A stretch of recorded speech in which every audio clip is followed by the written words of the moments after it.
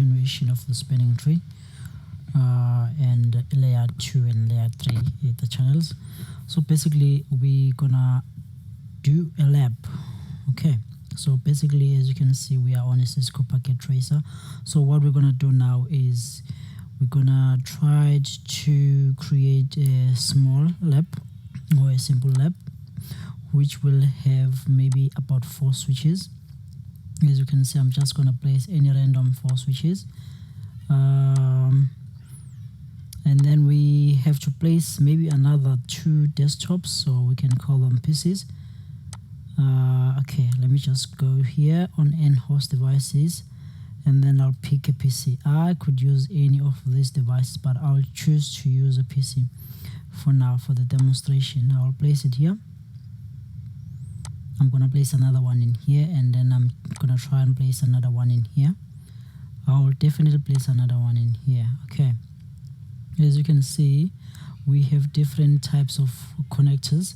These are the cables. So this is a rollover cable, a crossover cable, or a console cable, which is used to connect your laptop or your desktop directly or physically into the console port on the device that you're trying to get access to via the SSH or So let's do this now. Let's take this one here, and then we're gonna try to connect it to the switch, and then I will do the same thing on this one, and then I'll do the same thing on this one, and then I'll do the same thing on this one.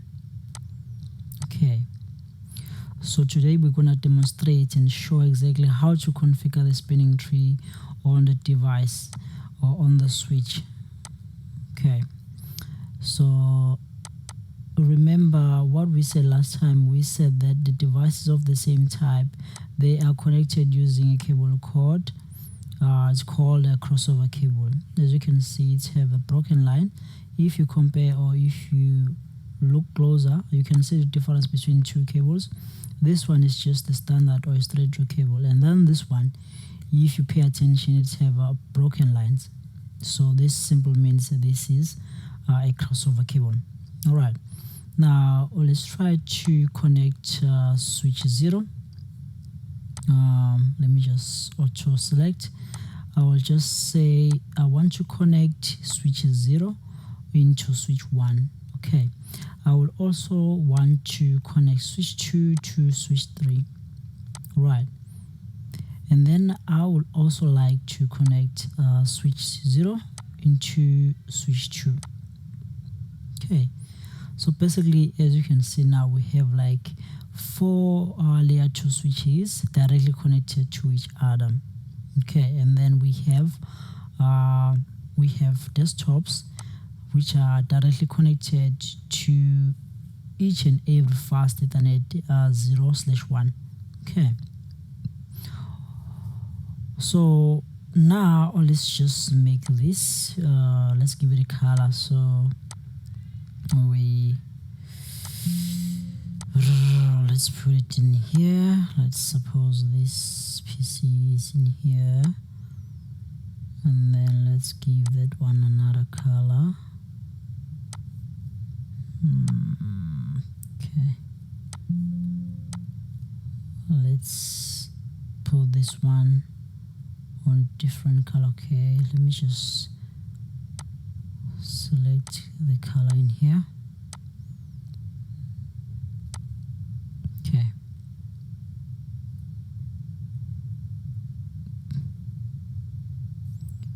Okay, now let's put another one in here, different colors. It's okay, my boxes are actually not equal in length. For now it's okay, so basically I'll just use any random size. All right, nice. So okay, we have our desktops directly connected to the switches, and these switches, they are directly connected to each other. All right, if you pay attention, you will see that on this switch 1, or on this device on switch 1, you will see that the interfaces, they are indicated green, and then only this one is just having an orange like indication, which tells us that this path can never be used to transmit any packet sent from PC1 or from PC2. Okay, let's say we want to send something from PC2 toward PC1. This path can never work. Okay, but we're gonna see that now how this is not gonna be a good path to be selected as the packet move from PC2 into PC1. All right, now we have PC0 and also PC3. All right, okay, let's get on with the configuration. Let's start with the switch 0. As you can see, we are gonna navigate to the configuration of the switch. If you remember, we said by default all the switches, they need to be enabled, so we use the command enable to enable the switch. I just type it already in here, and then once we are on an enable mode, we can actually so basically we call this a privilege mode. So we're just gonna go to a global config mode by tapping the command config terminal.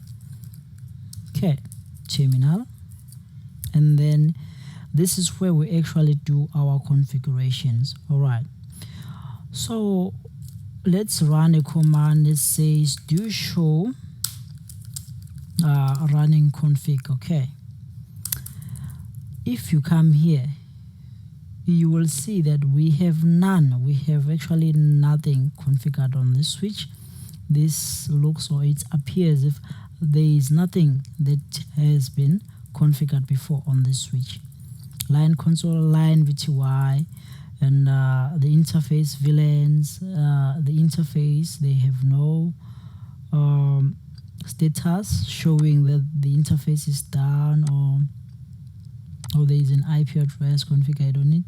So yeah, or they are part or associated with a particular VLAN. We don't see any of those in here because the switch is just new. And remember, this is a layer 2 switch, so we don't assign any IP addresses on layer 2 switches. All right, so let's come in here. There is a specific command we can use to create a spanning tree, okay, or to enable a spanning tree. We know that a spanning tree is enabled by default, but let's show, or let's demonstrate how to actually configure the spanning tree. So you just simply type the command spanning tree. Okay, and then you must give it a VLAN, right? VLAN 1, which is native, and then you must give it a priority. I'm just gonna press any random number, which it won't take. It's gonna show us some other valid priority number that we can use, right? So by pressing enter, you can see that this is what we get. So it says the bridge priority must be in an increment of 4096. Right, so which means the allowed values are starting from 0, 4096, 8192, 12288, 16384, etc., etc. But this value is usually used as the default value of the priority if you didn't configure manually. All right, and then the lowest priority always wins. Okay, but why do we use these priorities? We use them so that the switch will be able to be a root bridge. Okay, if you remember, last time this switch was elected or selected as a root bridge, and then we said the ports that are surrounding the root bridge, they are called designated ports, right? And then we said that the ports that are actually opposite of the designated port, they are called root ports, right? Okay, so let's do this now. I'm just gonna go back and then I will select any random. Let me just take this one, 4096. Okay, now I've successfully configured my spanning tree protocol. All right. Okay, now let me just say config terminal, and then I will move on to the next one. I'll move on to this one and try to do the same thing, but in this case I'm not going to use the same value of the priority that I used on the switch, on switch 0. I will use another value on the list. Now we are on a privilege config mode. All I have to do is just type in the command config terminal. I will just call it short because now the switch understand the terminologies. Okay, so basically now all we have to do is type in the command again, spanning tree, and then we can just simply say VLAN1. Of course, if you had maybe a VLAN 10 or 20 configured on that switch, you would use that particular VLAN, but in this case we haven't created any VLAN, so which means all of the interfaces, they on the switch, on each switch, they belong to VLAN1. We're gonna show what I just said now on switch 1 or either on switch 3. Okay, we're just gonna prove that now, that all of the interfaces by default on the switch, they belong to VLAN1. All right, now all we have to do is type the command priority, and then we can use the increment of 4096. What is the next value? So the next value is gonna be 8192, right? So we can use 8192. Okay, now let's save this, do right. Let's move on to another switch actually. Now let's come to this switch here. So all we have to do is same thing that we've been doing on the other switches. We have to enable the switch, navigate to global config mode, so that we're gonna give the switch a command. Okay, now we're here, so all we have to do again, we need to type in that command, spanning tree, and then VLAN1. Okay, maybe before I show you this, let me just type in the command do show IP interface brief. All right, so these are the interfaces that are located on the switch. On this switch, this switch have fast Ethernet 01 up to 24, and then it also have some extra gigabit Ethernet 0/1 up to 2. All right, and then there is this one here, which is a VLAN. It is administratively down. All right, now we have used these three ports on the switch. We have used fast Ethernet 0/1 and 2 and 3. To verify that, we can just come in here. Remember, we are on a switch 1, which means this is the switch that we're currently talking about. So if you check, we only have used fast Ethernet 01, 2 and 3 on that switch, and then the rest of the interfaces, they are down. Right, this is the status, which means they are down, and then this is also the protocol, which is down. All right, so let's type in the command do show VLAN, do show VLAN.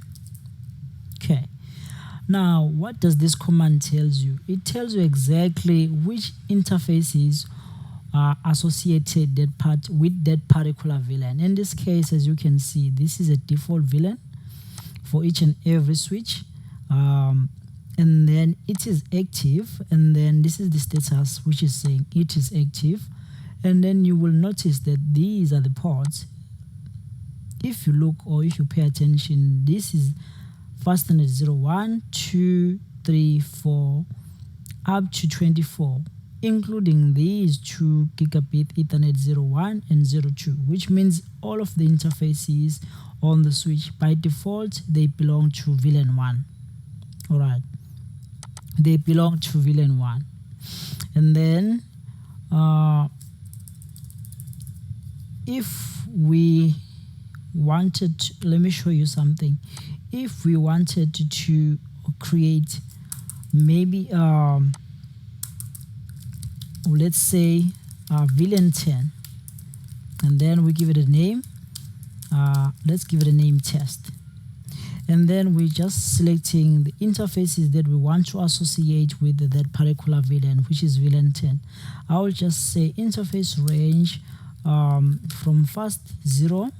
Now let me start from 5 so that it won't affect our configuration. Let me start from 4 maybe up to 5. Okay, so these are the 2 interfaces that I want to associate with a VLAN 10. So what I'll do now, I'll just come here and say switch port mode access, and then I will come and say switch port mode, switch port access VLAN 10. All right, now I'm done.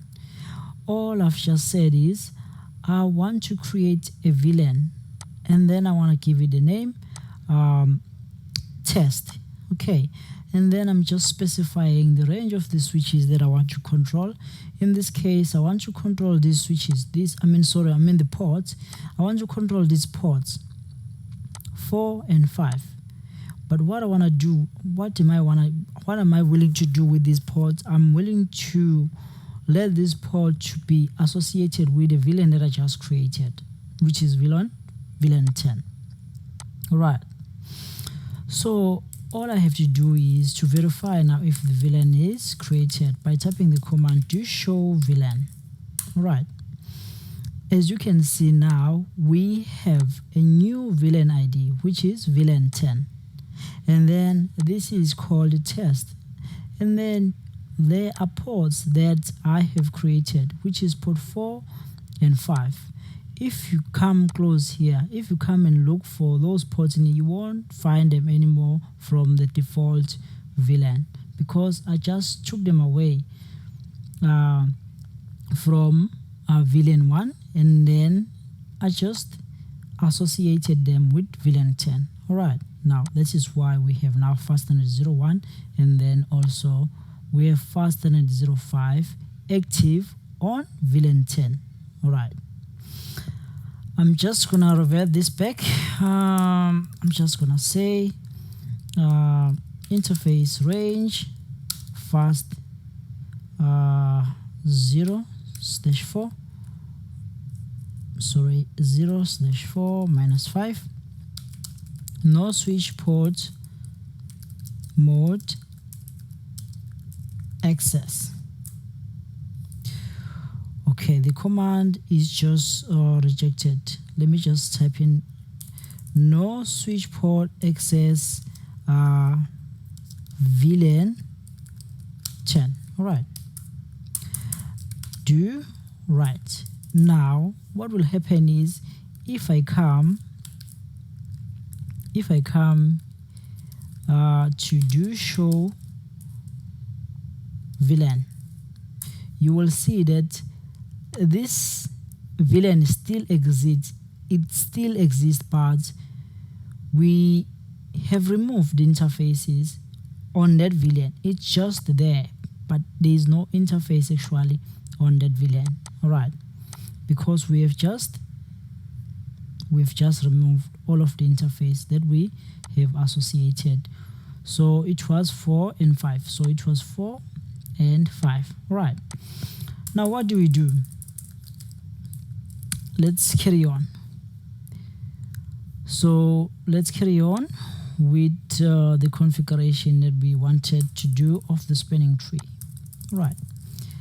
Now we all know that in order for us to be able to configure the spanning tree, we must be on a global config mode. So I'll just say VLAN1, and then I will just say priority, and then I'll press any random number so that I'll be sure about the number that I'm willing to use, which is 12288. All right, I will come here and then I will just say 12288. All right, now I will just say do right.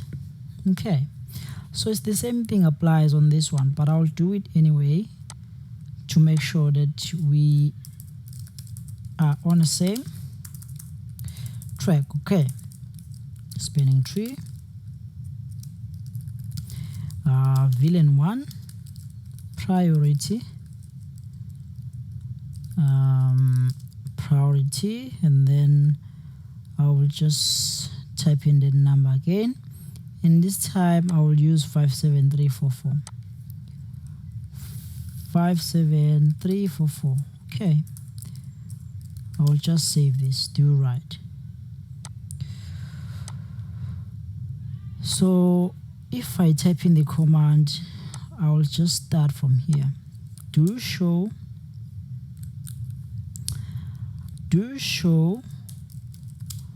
something called spanning tree, the information based on the spanning tree protocol. Okay, so we have a root ID and then we have a bridge ID. Before we actually come to this, let's just emphasize based on the root port and also the designated ports. All right, so why do we have a root port? Okay, the root port is basically the lowest path cost. It tells us the lowest path cost to something called a root bridge. All right, and then the designated ports, it's basically a port that is actually surrounding the root bridge. All right,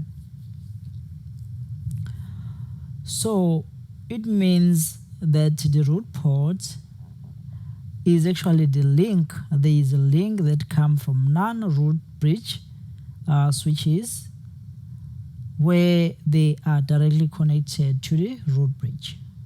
All right, and then the root bridge is elected based on the priority and the MAC address of that interface. All right, so now what do we have in here? We have a root ID. The priority is set manually to be 4097. How do we validate this? We can easily validate this by actually coming in here. Let's go back to switch 0 to validate this. If we go to enable config terminal and then we say do show spanning tree,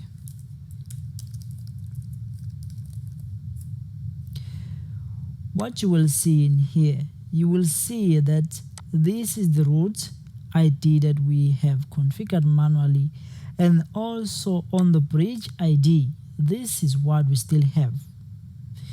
If you pay attention, the MAC address is still the same in here. All right, but before I come to that, let's go back to that one. Let's go back to switch 1. Okay, let's go back to switch 1. What do you notice on switch 1? On switch 1, this is what we have configured for switch 1 as our priority value of 12289. If you scroll up, you will see that this is what we have elected, that this actually must take the value which is higher than the root bridge, which is 4097. All right. So what is going on here? We have a priority of the root bridge, and then this is the MAC address, and then this is the cost. These are the hello timers, and then we have a bridge ID of that switch that we have, or that we are currently doing the configuration on, or the one that we just typed in the command do show spinning 3 on, which is switch 1. So this tells us that the manual configuration of the priority on this switch, it's actually 12289, and this is the MAC address. Remember what I just said? What I said, to be able to determine which switch is actually a root bridge, there are specific criteria that must be met by a switch, which we can count on the bridge ID and also the MAC address of that interface. So basically, you will find that maybe the two switches which are directed connected to each other, they have the same bridge ID. Suppose they have the same 12289. What's gonna happen now? The MAC addresses will be checked between the two. The one that will have the lowest value compared to the other one, all right, will basically be the one that is gonna be elected as what? As the root bridge, all right, over the other one. Okay, so in this case we have 2 seconds held timers, and then we have 20 seconds aging time. All right, now what do we have in here? We have the interfaces that are on switch 1. What can we say about this? We can say that there is one path which is the shortest path towards the root bridge, which is on a forwarding state, and then the cost of it is just 19. Okay, and then we have the designated ports, which are also on the forwarding state. All right, now let's check switch 1. What is going on with switch 1? So we have said that the designated ports are the ports surrounding the root bridge, and then we have said that the root port is actually the port that is opposite the designated port. All right, so this is the lowest cost from non root bridge switch to the root bridge switch. Okay, this is the lowest cost. Now if I come and check that, I'll be able to see that fastnet03 is the one that is found as a root port. This is a root port and it's ready to forward. Okay, now what about the other two? This one, fastnet01, and then fastnet02, they are also called the designated ports. All right, but the root bridge, all of the interfaces on the root bridge, they are designated ports, all of them. How do we check that? So if I come to this switch here, you will see that all of the interfaces, they are they are designated ports. Okay, all of them. This is switch 0, as you can see, this is switch 0, and they all have these ports which are called designated ports. All right, this is the priority of the root bridge, and then this is the priority that we also configured manual, which is, as you can see, this is a bridge, so this is called a root bridge. All right, now let's go back to this one, because it's the same thing applies on this one. If I can come in here, I will expect the multiple of 4096. If I do show, let me just press enter and then type in a command, do show spinning tree. This is what it's gonna tell me. It's gonna tell me that fastnet 03 is actually the root port, which is the lowest path caused to the root bridge from a non-root bridge switch. All right. Now, what about this one in here? Okay, let me just quickly show you the priority. This is the priority that we have configured manually. So it's the 2 times this 4097. Now let's come to this one in here. I'll enable this, and then I'll navigate to global config mode, and then all I have to do is do show spinning tree, and then you will see. Now, if you pay attention, there is a huge difference compared to what we have seen already. But what can you tell? You can tell that this is also a priority that we configured manually on that switch. This is the MAC address, and then we have this MAC address of the root bridge, and then we have this bridge ID that we have configured. The priority value that we have configured also on that thing, on the manually on the root bridge. And then if we come here on the interfaces now, we will see that we have a fastnet 01 up to 3. Fastnet 02 shows that this port is actually blocked. Right. This is an alternative port. This is an alternative path, and it's blocked, which means this is a loop. Remember, the whole idea of the spinning tree is to block the loops in the network. So we have a loop now, and then we found a loop. This is the loop. So it's on a block state. It is being blocked. All right. So what blocking this and what is used to detect all of this? There is something called BPDU guards. There is something called BPDUs, but for now we just gonna demonstrate this, and then we will actually come to that. Now we have designated ports which are ready to forward, except this one.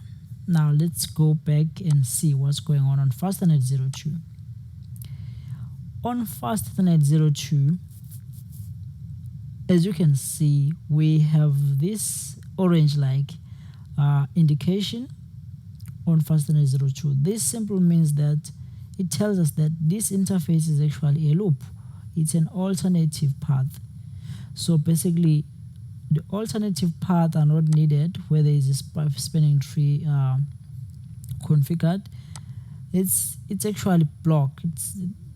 It's get blocked. So this is what tells us that this is actually blocked, and then everything else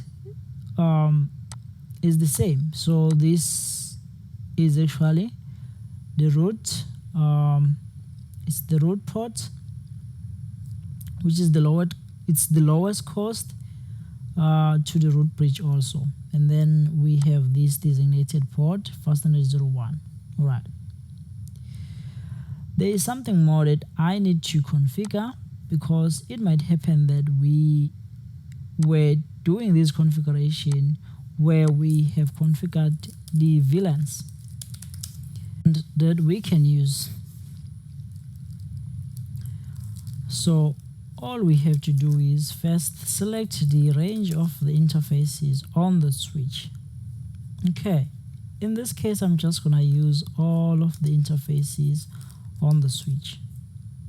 I'll leave the gigabit Ethernet for now. All I have to do is just type in the command switch port trunk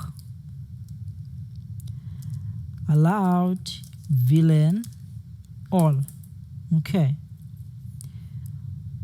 so I will do the same command in the rest of all other switches as well. I will come to this one, I will do the same thing. Enable config terminal interface ranging from F0/1 up to 24 switch port trunk allowed VLAN all. Okay, I will save this. I will go to the next switch.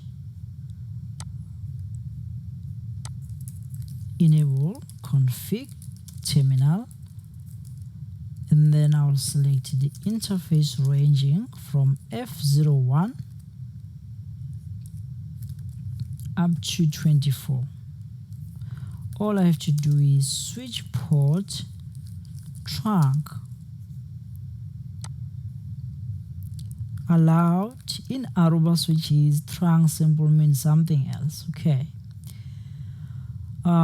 switch port trunk allowed VLAN. If we had maybe VLAN 10 or 20 or 30, we would do this. However, we're just gonna say all. Okay, that is why we're using all. If we have VLANs created on a specific switch or on all of these switches, we would actually list all of those VLAN IDs as I just showed you. In this case, we would have said 10, maybe 20, 30, depending on how many VLANs that you want to allow on those interfaces. Remember, the trunk is actually the link that can be used to encapsulate .1Q tag, which is carrying multiple VLANs in one interface. Okay, and that we can use. So all we have to do is first select the range of the interfaces on the switch. Okay, in this case I'm just gonna use all of the interfaces on the switch. I'll leave the gigabit Ethernet for now. All I have to do is just type in the command switch port trunk allowed VLAN all. Okay, so I will do the same command in the rest of all other switches as well. I will come to this one, I will do the same thing. Enable config terminal interface ranging from F0/1 up to 24 switch port trunk allowed VLAN all. Okay, I will save this. I will go to the next switch.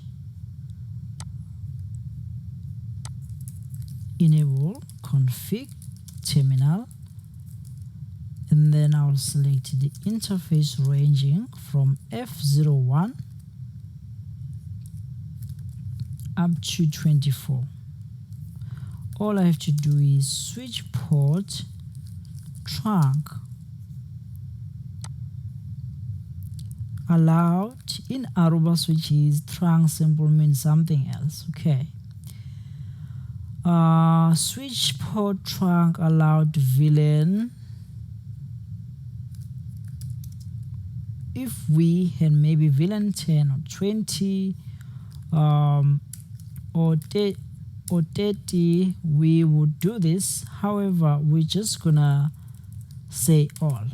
Okay, that is why we're using all. If we have VLANs created on a specific switch or on all of these switches, we would actually list all of those VLAN IDs as I just showed you. In this case, we would have said 10 dot maybe 20 30, depending on how many VLANs that you want to allow on those interfaces. Remember, the trunk is actually the link that can be used to encapsulate .1 Q tag, which is carrying multiple VLANs in one interface. Okay, we have to do the same thing in here.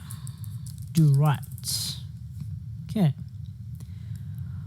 we're almost done, so we're just gonna run some tests to verify all of the configurations that we've been doing all along. Now let's come in here, do the same thing.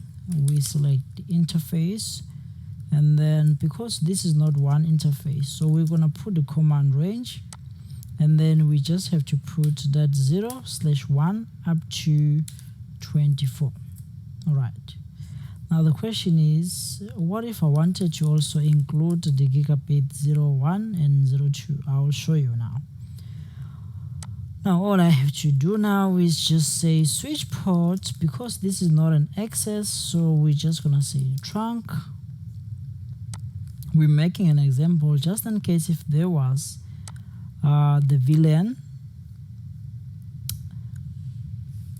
ID that were created. However, VLAN 1 is actually the native VLAN, so this won't take any effect. So we're just demonstrating. So switch port trunk allowed VLAN all.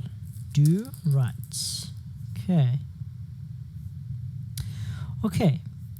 All we have to do now, because we don't have any DHCP server to list the IP addresses to the client computers, we have no choice but to set the static IP addresses on these machines. Let's start by this one. We're gonna give it a specific IP address, or we can just give it a network ID. We're gonna give it a network ID of 192.168. This is a class C IP addressing. So 192.168.1.0/24. All right, this is the network ID, and then the broadcasting IP address of this network is 255.255.255.255. Okay, it's just 4 octets. All right, and then the subnet mask of this is actually let's just say sub net mask 255.255.255.255. all right. So as I was saying, the broadcasting IP address IP of these could be something like 192.168.1.255. all right. Remember, we can't assign the broadcasting IP addresses to the devices no matter what. So basically this tells me that the range of this network is actually between .1 up to 254. all right. So if we had a pool or a DHCP pool, we would have something like this: 192.168.1.1 up to 192.168.1.254. all right. These are the usable IP addresses within the network ID of the /24. Okay, now we can use any IP addresses ranging on this statically. As much as we're not using a DHCP server, still we can use any of these IP addresses in here, so that all of these devices, four of these devices will be able to communicate. All right, now let's come in here and do that manually. As you can see, this is the desktop. Right, this is the desktop, and try to zoom it out or zoom it in. You will see that we have a power button. We can switch it on and switch it off, switch it on. Okay, this is actually the fast Ethernet 0 that we have, and then we have some other USB ports in here, but we're not gonna talk about that for now. All what we're trying to do is we're trying to navigate to a network interface card. Right, on the network interface card we have terminal, and then we have a command prompt, we have a web browser, and then we have all of these features. As you can see, we're willing to use this IP configuration for now. All we have to do is we have to click on this one. Now we have two options of assigning IP addresses. Obviously we won't use the DHCP, because now if we select the DHCP, this means now this computer or the network interface card listens for and look for a DHCP server somewhere, which is supposed to be leasing the IP addresses, and then it would get the APIPA if it doesn't receive any IP addresses. As you can see, this is actually called an APIPA. The DHCP fail, and then we're getting APIPA. All right, so all we have to do now is to use a static IP address of the range that I just specified. Now there are two versions, internet protocol versions that we have. We have IPv4, and then we have IPv6. This is the link local IP address, but we're not gonna talk more about this one right now. And then we're just gonna use the IPv4. All right, however, in future videos we're gonna dive deeper into IPv6 addressing, where we're gonna talk about the global unicast and so on. All right, which are routable to the internet. Now let's come to this one, 192.168.1.2. Let's give it a .2, and then we will just press tab, and then it's gonna auto-complete for us, because this is a class C IP address. As you can see, this is the exactly matching subnet mask as the one that we, sorry about this, it should be 0. This should be 0, because remember we have something called host portion. We have a network portion, and then we have a host portion on that 32-bit. As we all can see, there are 4 octets in here, were separated by those dots. This simply means that the IP addresses of IPv4, they are made up of 32 bits. Right, in those 32 bits we have a network portion, and then we also have something called host portion. What does this tells us for now? This tells us that from this 0, or the last octet in here is basically telling more of the host portion, and this is the network portion. All right, now let's go back to this one.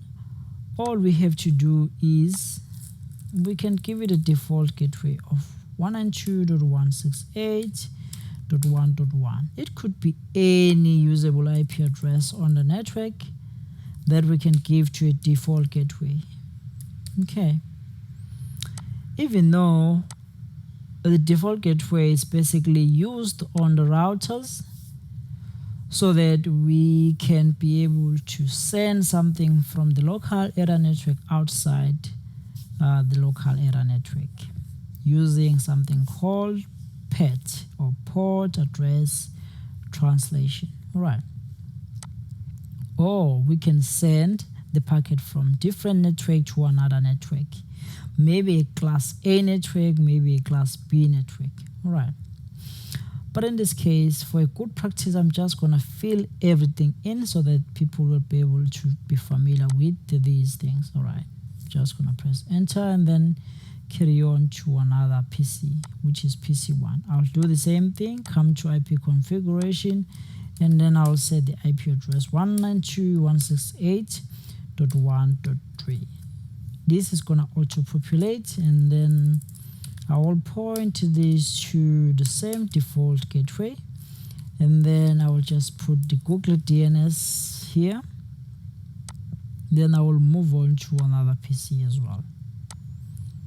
Okay, 192.168.1.4. I will come here and then I will just say 168.1.1, 8.8.8.8, and then I will come to this one. I'll do the same thing, 192.168.1.5. it's gonna auto-populate, and then I'll type in 1.1 because this is our default gateway, and then yes, we are done. All right, what is left to do now? We have to try to send the specific packet from any of these PCs toward any destination, right? But in this case, I would like to use PC1. Let me brief you what we are expecting this lab it should do after we have configured that spanning tree. As you remember, we have said that they are the shortest path, or the links from non-root bridge to a root bridge switch, right? So this switch, remember, switch 0 was elected as the root bridge. All right. So, and also remember that the fastnet 01 was on a block state because of the loop that was detected on it. So this is blocked. We cannot expect to see any packet moving from PC1 taking fast Ethernet 0 to interface port and then use it to reach to fastnet 02.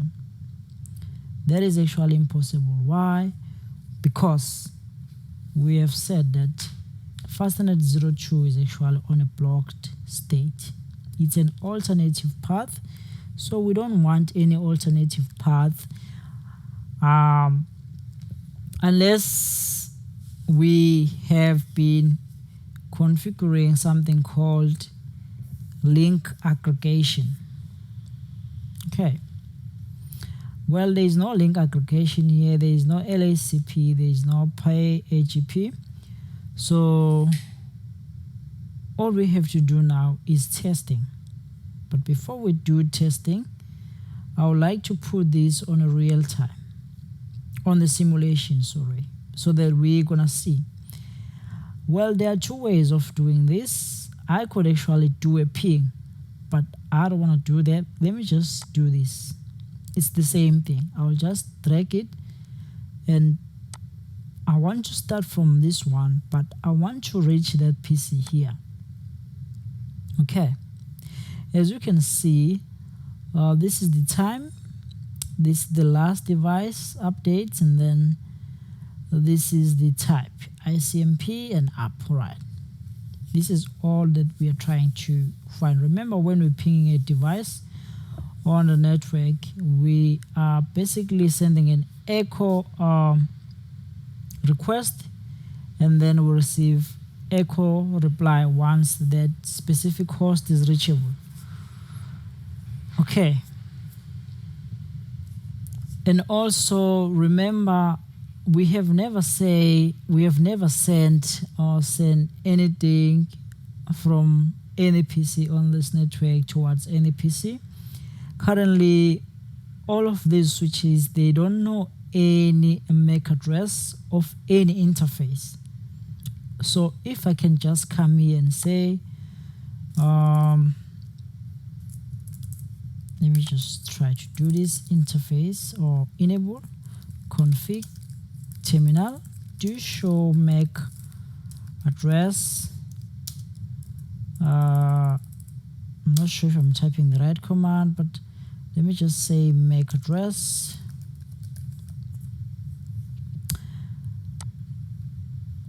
On that switch, let's see what we have. We have fast 103, we have 02, we have 1, or basically it's dynamically land. Okay, let's come to this one here. Let's see. Enable config terminal do show MAC addresses. These are the MAC addresses of the interfaces. All right. Now I want to see the table.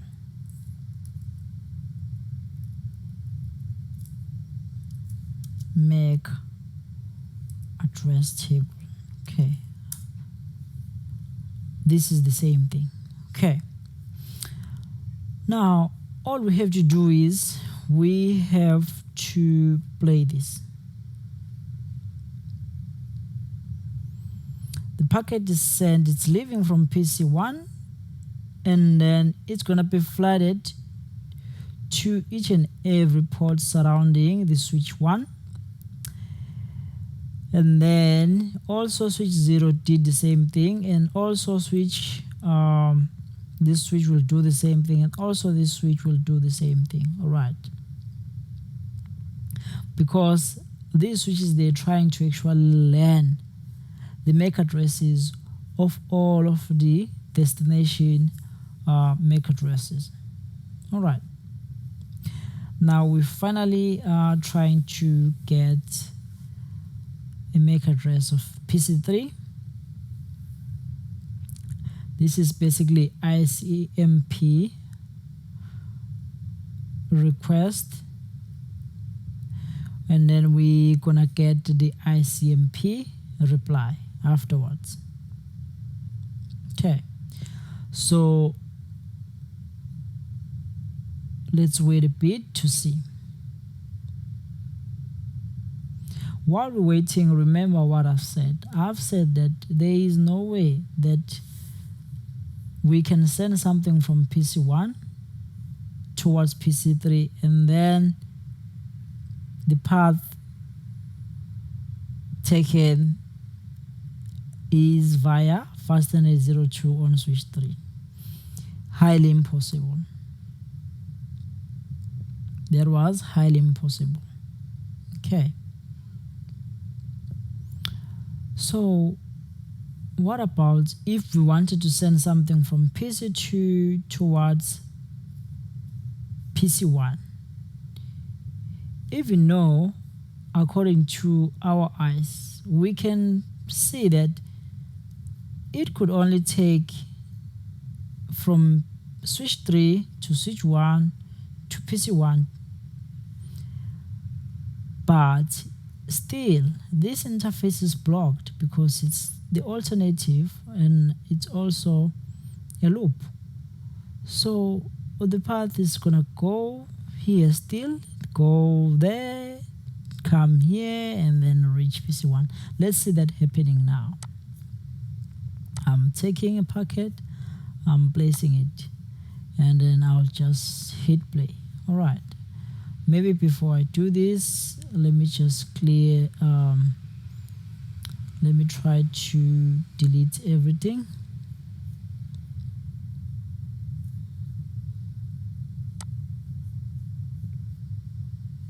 Event list, let's see what's going on in here. Let's go to the real time. Okay, all right. Let me play it.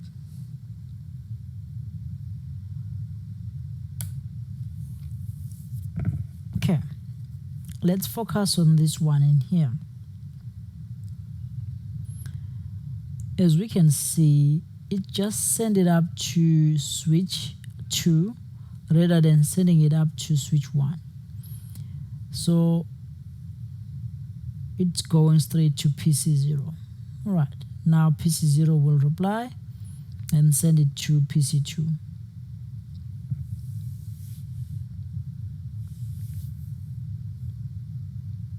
This is the type of the protocol that is actually exchanged as in time. This is ICMP. Okay. Spinning tree took place on. Okay. Now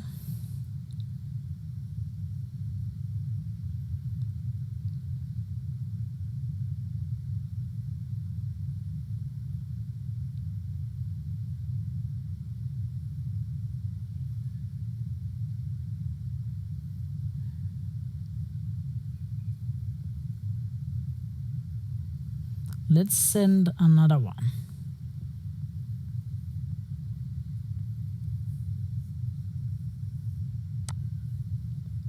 From here to here.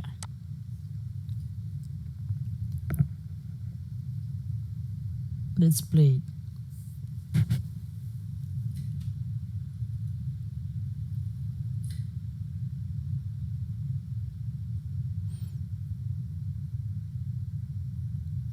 Well, as you can see, the packet is being flooded as it moves